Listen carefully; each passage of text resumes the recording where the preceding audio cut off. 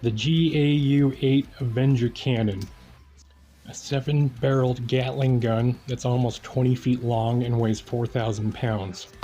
It steadily fires 3,900 rounds per minute, 30 millimeter. Able to fly an altitude of 45,000 feet, capable of flying 420 miles per hour, Mach 0.56. Standard range on a tank, 800 miles. If the boots on the ground are in need of some support, who do they call in? The A10 Thunderbolts, or Warthog. Able to destroy tanks and other ground targets. Can be used in combat, search and rescue missions. What type of person does it take to pilot? A person that can fly, that knows that they can either save lives or lose lives. And that's Lieutenant Colonel John Marks. Before we get into all the accomplishments that Lieutenant Colonel John Marks made, let's learn about the A10 first. The development of the A10 Warthog began with Alexander Karl. The original A10 design was developed beginning in 1972. The United States military was looking for aircrafts that'd be able to assault and provide cover for all the people that are boots on the ground. The company that manufactured them was a Fairchild Republic, based out of Germantown in Maryland.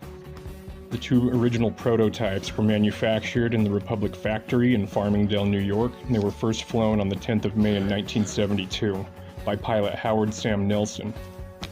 After passing all of the trials and requirements, the United States Air Force announced the selection for production of the YA-10s. General Electric was selected to build the GAU-8 cannon, 30mm 8-barreled Gatling gun that can shoot 4,000 rounds per minute.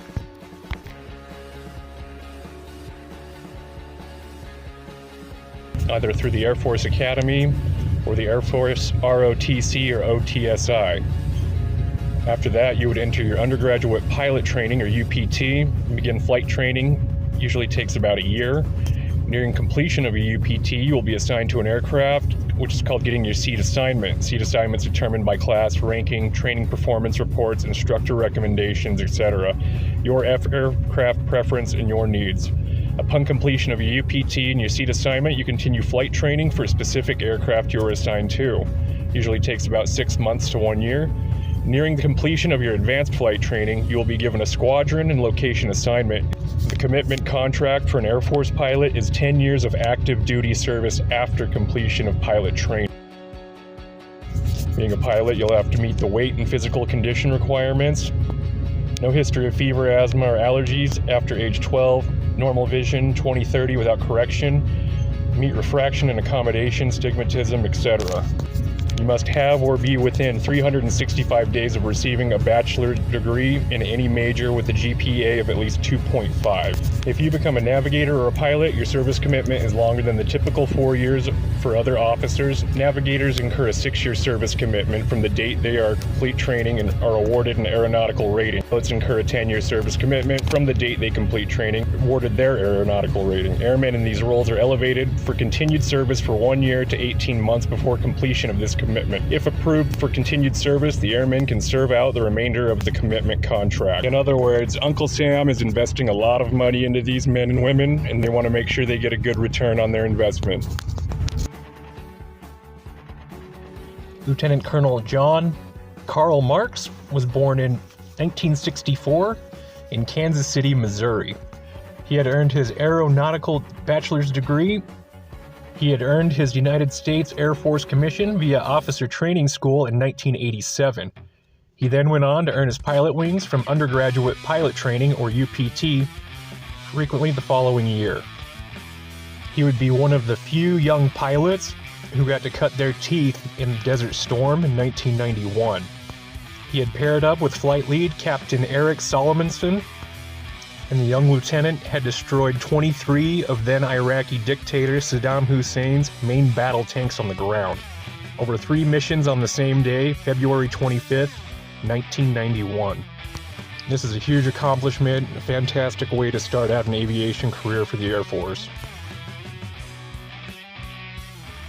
Whenever anybody asks Lieutenant Colonel Marks what got him so fascinated with the A-10, his response is this. Him and his friends used to build model airplanes when he was young. The neat thing about it is you learn about the actual fighter jet on its own. The A-10 came out right around when he was in high school, His buddies kept going to all these air shows out in North Carolina that got him really fascinated by it. Said that pilots, they got to climb around the cockpit, look up inside, everything along that line, and was just enamored by it. While attending college, a lot of pilots from the unit that lived nearby would come into the store where he was working in their flight suits and their A10 patches. He said he remembers just constantly talking conversation after conversation and was sold on the idea. He cemented it more than anything and said, man, if I ever got to fly, I'd really want one of those. According to the statement made by the 442nd Fighter Wing, Karl had deployed to 12 more times and responded to 48 troops in contact situations requiring close air support. Over 358 combat sorties. In the year 2001, he had transferred from active duty Air Force to the Air Force Reserve. In the year 2014, he was in theater, flying over Afghanistan, relieving a ground force that was pinned down by the Taliban on 3 sides and in danger of being surrounded, using our own weapons, while also coordinating strikes by AC-130 gunships.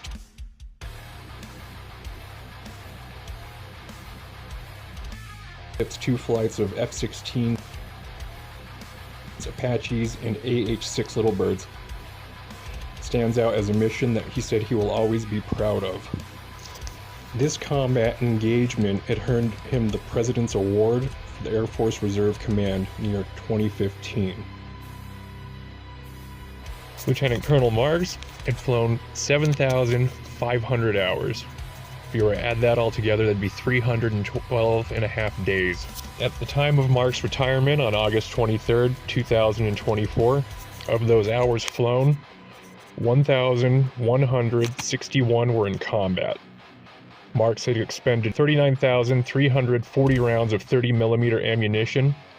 He had dropped nearly 350 bombs, fired 59 Maverick missiles. Outside of combat, Marks fired another 141,500 rounds, bringing his total to 180,840 30mm rounds. Marks' prowess in battle earned him the Distinguished Flying Cross, the highest honor you can receive from the Air Force, 18 Air Medals, and 11 Aerial Achievement Medals, among many other citations and awards.